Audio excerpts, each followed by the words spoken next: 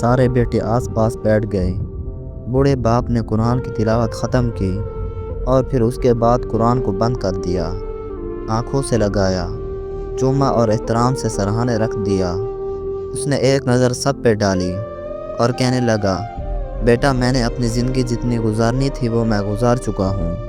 اس سے پہلے کہ میری آنکھیں بند ہو جائیں میں اپنی جائیداد تم میں تقسیم کر کے جاؤں گا، اور اس بات سے بے فکر رہو کہ کسی کو کچھ نہیں ملے گا بلکہ سب کو اچھا خاصا حصہ ملے گا، مگر یہ تمہاری ذمہ داری ہے کہ تم اپنی بہنوں کو مجبور کرو کہ وہ اپنے اپنے حق معاف کر دیں، ورنہ کیا ہوگا ابا جان؟ سب سے چھوٹے بیٹے نے پوچھا۔ اس بوڑھے باپ کے چہرے پر کئی تلخ لہریں آئیں اور اس کے بعد گزر گئی۔ وہ خشک ہونٹوں پر اپنی زبان پھیر کر بولا، ورنہ میرے بیٹے تمہارے باپ کی زمین غیروں میں چلی جائے گی۔ چھوٹا بیٹا ذرا خود سرسا تھا۔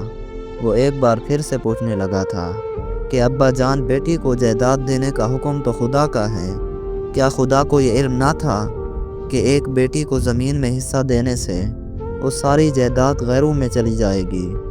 اس کمرے میں ایک دم سے خاموشی کا ماحول سا چھا گیا۔ کسی کے کچھ بولنے سے پہلے وہ ایک بار پھر سے بول اٹھا۔ بیٹی کو زمین دیتے ہوئے آپ کو لگا کہ وہ زمین غیروں میں چلی جائے گی، مگر ایک داماد کو بیٹی دیتے ہوئے آپ نے یہ کیوں نہیں سوچا کہ ایک بیٹی غیروں میں چلی جائے گی؟ اس کے بعد ایک بار پھر سے کمرے میں ایک گہری خاموشی سا ماحول چھا گیا جو کہ سب افراد کو ہدایت دینے کے لیے کافی تھا۔ بیٹے بھی سمجھدار اور کافی زیادہ اچھی تربیت کے لائق ہوتے ہیں، لیکن ایک بات واضح طور پر ہے کہ جتنا حق بیٹوں کو دیتے ہیں، جتنا ان سے پیار کیا جاتا ہے، ان کو پیار دیتے ہیں، اتنا ہی پیار آپ اپنی بیٹیوں سے بھی کریں۔ وہ بیٹیاں آپ کی غیر نہیں ہوتی۔ ایک بات بالکل نارمل سی ہے کہ جب آپ اس کی شادی کرتے ہیں، جب آپ اس کی رخصتی کرتے ہیں، جب آپ اپنی بیٹی کو بیچتے نہیں ہیں، وہ آپ کی بیٹی آپ کے گھر کی رحمت، آپ کا اپنا خون ہوتی ہے۔ وہ لڑکی سب کچھ بھول سکتی ہے، اپنے پر کیے ہر ظلم کو بھول سکتی ہے، مرتے دم تک وہ ماں باپ کا پیار، بھائیوں کا لاڈ کبھی بھی نہیں بھول سکتی۔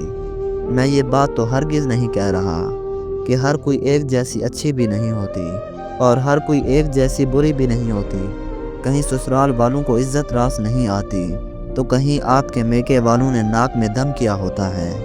خدارا میری آپ سب سے ایک ریکویسٹ ہے، ایک چھوٹی سی عرضی ہے کہ خدارا ہوش کے ناخن لیں۔